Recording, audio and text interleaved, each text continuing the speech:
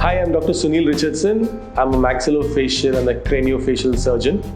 I practice out of South India and I also practice out of the Middle East in the country of Oman, in its capital city of Muscat. Today I'm going to talk to you about rhinoplasty or nose job surgery. I like to say this every time, that face is the chief seat of beauty and nose is right in the middle of it all.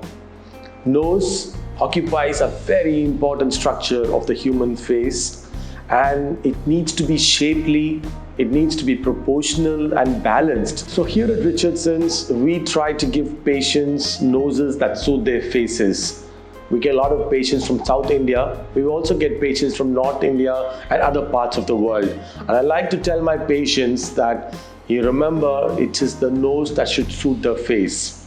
Very often we do different types of nose jobs. I'm going to try and tell you the different basic types that are out there.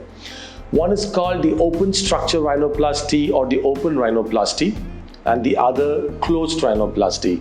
It doesn't make a big difference. When you say open, you make a small extra incision here so that the whole nose is opened, and in closed you don't.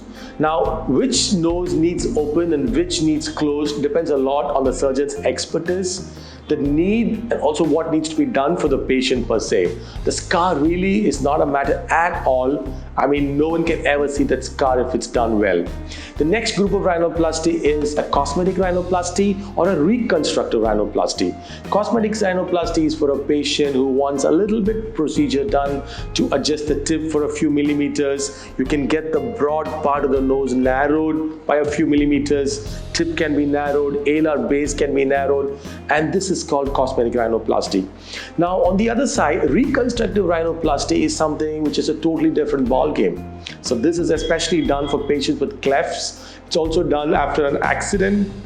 It can be done for patients who have syndromes or various other reasons. In these patients, very often I tend to take ribs. We might need to take other bones. We might have to use other types of artificial substitutes. But anyways, it's a reconstructive work, and also this needs to suit the patient's face. But the type of work, the recovery period and everything is longer. So that's how the difference between cosmetic rhinoplasty and reconstructive rhinoplasty. There's a lot of atraumatic rhinoplasty word being used these days, which is actually misleading.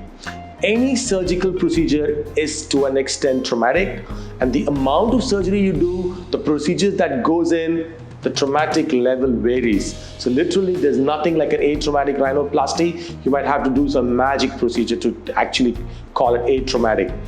There is, of course, a non-surgical rhinoplasty option that's available where we use fillers and other agents to just contour the nose.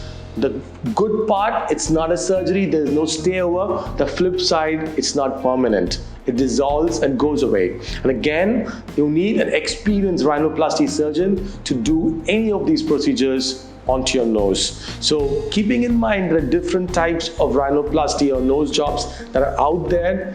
So we need to pick and select what type of approach is best, how we can go and do this to get the best result for the patient, least possible time and expenses. I think this is what the surgeon should be able to tell you, and that obviously and almost always varies. It's not just one thing for every patient.